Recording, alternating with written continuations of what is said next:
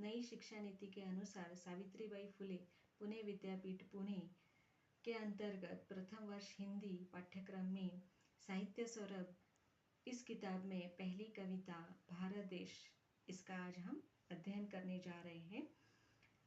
प्रस्तुत कविता जयशंकर प्रसाद द्वारा लिखित है। इस कविता का प्रथम हम वाचन कर लेते हैं। अरुण यह मधुमय देश हमारा, जहाँ पहुँच अनजान क्षितिज को मिलता एक सहारा। सरस तामरस गर्भ विभा पर नाच रही, तरु शिखा मनोहर छिटका जीवन हरियाली पर। मंगल कुमकुम सारा, लघु सूरधनु से पंख पसारे। शक्ति मलय समीर सहारे, उड़ते खग जिस और मोह किए।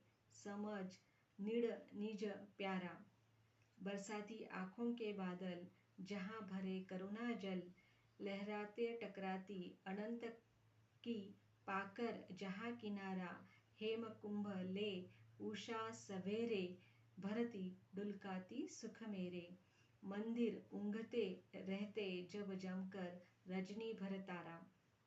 ये कविता है। अब हम इसके सभी जो कठिन शब्द हैं उसके निरसन करके स्पष्टीकरण करने का प्रयास करते हैं। देखिए, भारत देश के महिमा का मंडन यहाँ पर जयशंकर द्वारा किया गया है। भारत देश की विशेषता को यहाँ पर उन्होंने विशेषता से अंकित किया है, चिन्हांकित किया है कि भारत देश में क्या क्या होता है। जैसे सूर्य के अस्तित्व के कारण हमारा ये जो भारत देश है वह मधुमय अर्थात मधुर हुआ है, आनंदित हुआ है, उत्साहित हुआ है। इस तरह का यहाँ पर प्रथम पंक्ति में उन्होंने बताने का प्रयास किया है। इतना ही नहीं तो भारत देश में यहाँ पर देखिए अनजान क्षितिज को भी एक सहारा मिलता है, अर्थात यह जो हमारी भारत भूमि है, इस भारत भूमि में अर्थात चारों ओर पृथ्वी पर यह दृश्य हमें दिखाई देता है। लेकिन स्पष्ट है कि जहाँ पर क्षिति का मतलब होता है आकाश और ज यानी जमीन, आकाश जहाँ पर जमीन पर टिका हुआ दिखाई देता है वहाँ पर ऐसा लगता है कि कहीं ना कहीं वह सीमा है, इसके आगे शायद कुछ भी नहीं है। तो ऐसी स्थिति में यहाँ पर यह जो स्थिति है वह केवल भारत देश में ही होती है कि चाहे हमारे जीवन में कितनी ही अनजान समस्याएं आए, कठिनाई आए, उनको हम पूरी तरह से भगा देते हैं या उनका निराकरण हमें मिलता ही है।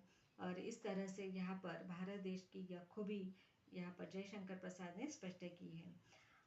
भारत देश की और एक विशेषता यहाँ पर वे चित्रित करते हैं कि सरस तामरस गर्भ विभा पर, इस धरती के गर्भ में, धरती के अंदर इस तरह का रस है जो जिसे तामरस कहा गया है, अर्थात पोषण बढ़ाने वाला इस तरह का रस है जिसके कारण इस धरती पर ऐसी ऐसी तरु मतलब वृक्ष जो है वह पनपे हुए हैं। और जो बड़े बड़े वृक्ष हैं वह इतने मनोहर हैं, इतने सुंदर हैं। लता वृक्ष भी है, वह भी अपनी जो आभा है उसको इस धरती पर, भारत भूमि की धरती पर बिखरने में कोई भी कोर कसर नहीं रखते।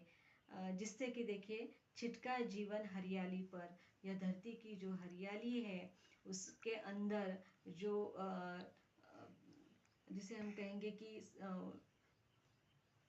समृद्धि की जो यहाँ पर प्रेरणा है, आनंद की, खुशहाली की, जो इस धरती के अंदर ही, भारत भूमि के धरती के अंदर की ही यह जो विशेषता है जिसके कारण हर जीवन मानो आनंद से पनपता है, खिलता है, फलता है, फूलता है। और यहाँ पर जो छोटे बड़े फूल होते हैं, रंग बिरंगे फूल होते हैं, लाल रंग के फूल होते हैं, वह मानो इस धरती का कुमकुम हो, जो मंगल का प्रतीक है, पवित्रता का प्रतीक है, आनंद का प्रतीक है। और जिसे हम कहेंगे कि जो बुराइयां है उसको दूर रखने का सामर्थ्य जो है वह कुमकुम में होता है। और मानो इस धरती पर बिखरे हुए हरियाली और उसमें खिले हुए फूल जो है वह चारों ओर अपना जो सौंदर्य है वह बिखेरता रहता है। उसी के अंतर्गत अगला उदाहरण वे देते हैं कि लघु सूरधनु, तो जो एक तरह से छोटी सी धनु, अर्थात इसका अर्थ भी हम ले सकते हैं कि छोटी सी गाय जो है वह, या यहाँ पर अगर दूसरा अर्थ हम लेते हैं कि छोटा सा यहाँ पर कोई भी पक्षी का जो बच्चा हो, वह अपने पंख में क्षमता लाने के लिए, शक्ति लाने के लिए किस तरह से, कहाँ से वह शक्ति लेता है, तो मलय गिरी के समीर से। मलय का अर्थ होता है यहाँ पर ऐसा जिसे हम कहेंगे कि पर्वत, जहाँ की जो हवा है अर्थात समीर है, वह इतनी शक्ति रखता है, अर्थात वह सुगंधित तो होता ही है, इसके साथ साथ वह निर्बलों को, नवजातों को शक्ति भरने का एक महत्वपूर्ण काम करता है। और इसी से जुड़े हुए अगला जो जिसे हम कहेंगे कि अगली पंक्ति में बताना चाहते हैं कि उड़ते खग जिस ओर मुँह किए समझ निड़ निज प्यारा। तो जिस ओर यह जो पक्षी है वह अपना मुँह किए हुए उड़ते रहते हैं, तो हमें समझ लेना चाहिए कि उनका जो घोंसला है, उनका जो नीड़ है, उनका जो घर है, वह यही कहीं आसपास है या इसी दिशा में है जिस दिशा से वे उड़ रहे हैं। और इतना ही नहीं, तो भारत देश में जो बरसात होती है, उस बरसात का पानी भी एक करुणा का जल, एक जिसे हम कहेंगे कि दया का जो भाव है, किसी का भला करने का जो भाव है, वह भाव रखता है। और यह जो बरसात का पानी है वह भी जीवन को फलने फूलने में काफ़ी महत्व रखता है।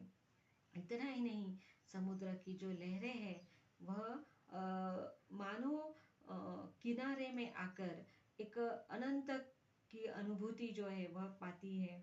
अर्थात कहीं ना कहीं उनके जीवन का, अगर हम अनंत शब्द का अर्थ दो तरीके से ले सकते हैं। अनंत का मतलब कि जिसका कोई अंत न हो, और एक अनंत का अर्थ हम ले सकते हैं कि जिसका अंत है।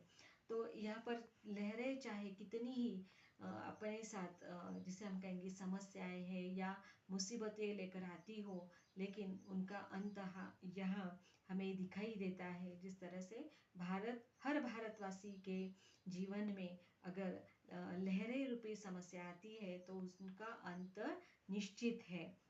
यह यहाँ पर स्पष्ट करने का प्रयास जयशंकर प्रसाद ने किया है। इतना ही नहीं, भारत को सोने की चिड़िया कहा जाता था या सोने का धूल निकलने वाला देश, यहाँ पर धुआं जिसे हम कहेंगे कि देश कहा जाता था। और उसका एक श्रेय वे आकाश में जिसे हम कहेंगे कि जो सूर्य चमकता रहता है, सूर्य का जो प्रकाश है वो पीला प्रकाश मानो हर भारतवासी के लिए किसी हेम कुंभ से कम नहीं है। हेम का अर्थ है सोना और कुंभ का अर्थ है घड़ा। तो हर सुबह मानो यह जो सूर्य है वह हर भारतवासी के लिए एक मौल्यवान, महत्वपूर्ण इस तरह का जीवन देने का प्रयास करता है।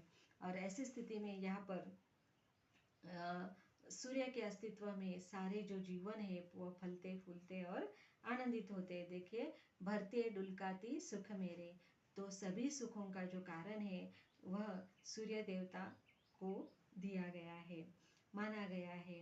देखिए, और इतना ही नहीं, भारत देश के जो मंदिर है वह तब तक बंद नहीं होते जब तक अंधेरा नहीं होता या सूर्य जो देवता है वह अस्त नहीं होते।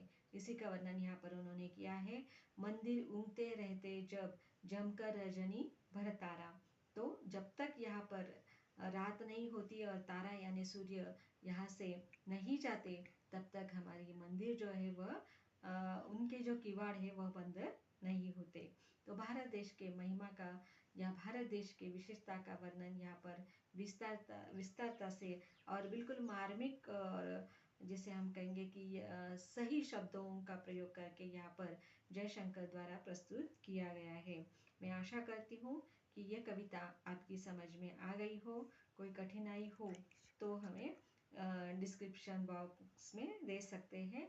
और मेरे आप सबसे यह एक प्रार्थना है कि आप मेरे चैनल को सब्सक्राइब करें, लाइक करें, शेयर करें और धन्यवाद।